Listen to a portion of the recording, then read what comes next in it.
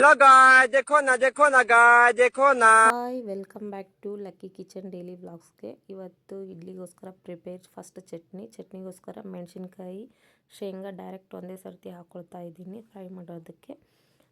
Fry ಮಾಡ್ತಾ ಮಾಡ್ತಾ ಸ್ವಲ್ಪ ಅಷ್ಟು ಏನಂತಾರೆ ಬೆಳ್ಳುಳ್ಳಿ ಎಲ್ಲ ಕಟ್ ಮಾಡಿಕೊಂಡು ಬೆಳ್ಳುಳ್ಳಿ ಹಾಕ್ಕೊಳ್ಬೇಕು. ಅದಾದ ನಂತರ ಸ್ವಲ್ಪ ಜೀರಿಗೆ, ಅದಾದ ನಂತರ ಎಲ್ಲ ಫ್ರೈ ಮಾಡಿ ಸ್ವಲ್ಪ ಹಸಿ ತೆಂಗು ಹಾಕ್ಕೊಳ್ಬೇಕು, ಫ್ರೈ ಮಾಡಬೇಕು. ಅದು ಆಗ್ತಾ ಇರುತ್ತೆ ಒಂದು ಸೈಡಲ್ಲಿ. ಮತ್ತೊಂದು ಸೈಡಿಗೇನು ಸಾಂಬಾರಿಗೋಸ್ಕರ ಫಸ್ಟ್ ಬೇಳೆ ಕುದಿಸ್ಬೇಕು. ಬೇಳೆ ಕುದಿಸಿ ಟಮಾಟ ಎಲ್ಲ ಕಟ್ ಮಾಡಿ ಟಮಾಟ ಹಾಕ್ಕೊಂಡು ಒಂದೆರಡು ಬೆಳ್ಳುಳ್ಳಿ ಕಟ್ ಮಾಡಿ ಕರಿಬೇವು ಕೊತ್ತಂಬರಿ ಹಾಕ್ಕೊಂಡು ಖಾರದ ಪುಡಿ ಅರಿಶಿಣ ಪುಡಿ ಮತ್ತು ನೀರೆಲ್ಲ ಹಾಕ್ಕೊಂಡು ಮತ್ತೆ 2 ವಿಸಿಲ್ ಕುದಿಸ್ಬೇಕು. ಚಟ್ನಿಗೋಸ್ಕರ ಎಲ್ಲ ಫ್ರೈ ಮಾಡಿಟ್ಟಿದ್ದೆಲ್ಲ ಚಟ್ನಿಗೆ ಹಾಕ್ಕೊಳ್ಬೇಕು, ಮಿಕ್ಸಿ ಮಾಡ್ಕೊಳ್ಬೇಕು. ಫಸ್ಟ್ ಕರಿಬೇವು ಕೊತ್ತಂಬರಿ ಮತ್ತು ಸ್ವಲ್ಪ ಪುಟಾಣಿ, ಉಪ್ಪು, ಹುಣಸೆ ಹಣ್ಣು ಎಲ್ಲ ಹಾಕ್ಕೊಂಡು ಒಂದು ಸ್ವಲ್ಪ ನೀರು ಹಾಕ್ಕೊಂಡು ಫ್ರೈ ಮಾಡಿ. ಈಗ ಬಾಣಲಿಯಲ್ಲಿ ಅಲ್ಲದ ಚಟ್ನಿಗೋಸ್ಕರ ಏನೇನು ಬೇಕೋ ಅವೆಲ್ಲ ಪ್ರಿಪ್ರೇಷನ್ ಮಾಡೋಣ. ಹಾಗೆ ಸಾಂಬಾರು ಕೂಡ ಇದೇ ಮಸಾಲ ಬರುತ್ತೆ.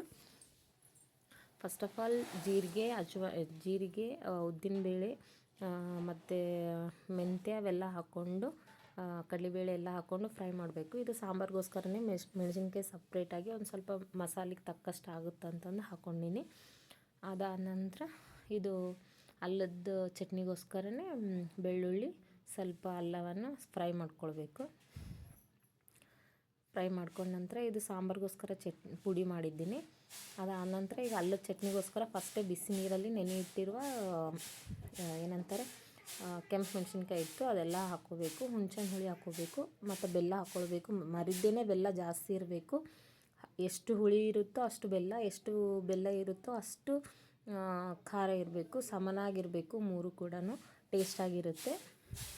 ಅದಾದ ನಂತರ ಇದೆಲ್ಲ ಫ್ರೈ ಮಾಡಿಕೊಂಡು ನಾವು ಮಾಡಿದ್ದು ವೈಟ್ ಚಟ್ನಿಗೆ ಮತ್ತು ಹಂಗೆ ರೆಡ್ ಚಟ್ನಿಗೆ ಎರಡಕ್ಕೂ ಹಾಕ್ಕೊಂಡ್ಬಿಡ್ಬೇಕು.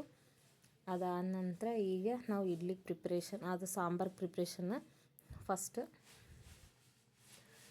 ಸಾಂಬಾರಿಗೆ ಈಗ ಫಸ್ಟ್ ಎಣ್ಣೆ ಹಾಕ್ಕೊಂಡು ಸಾಸಿವೆ ಜೀರಿಗೆ ಹಾಕ್ಕೊಂಡು ಒಣಮೆಣ್ಸಿನ್ಕಾಯಿ ಹಾಕ್ಕೊಂಡು ಉಳ್ಳಾಗಡ್ಡಿ ಹಾಕ್ಕೊಳ್ಬೇಕು.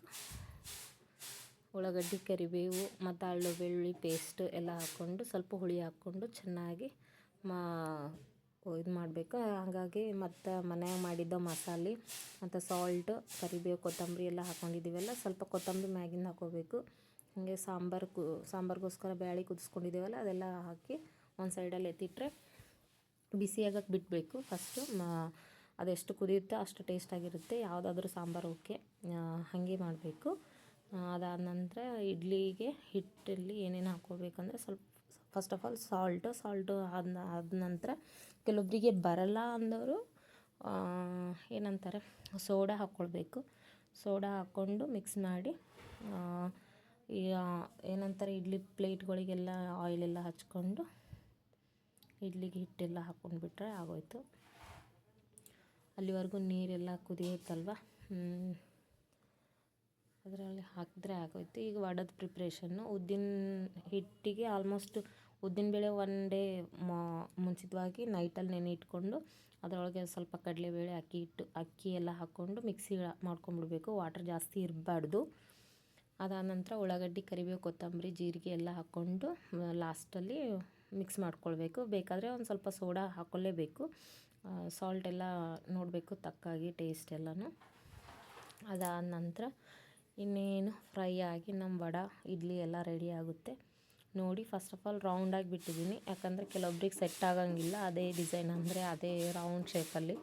ಕೆಲವೊಬ್ಬರಿಗೆ ಹಿಟ್ಟು ಗಟ್ಟಿ ಆದರೆ ಓಕೆ ಬರುತ್ತೆ, ಇಲ್ಲ ಆದರೆ ಲೂಸ್ ಆದರೆ ಬರೋದಿಲ್ಲ.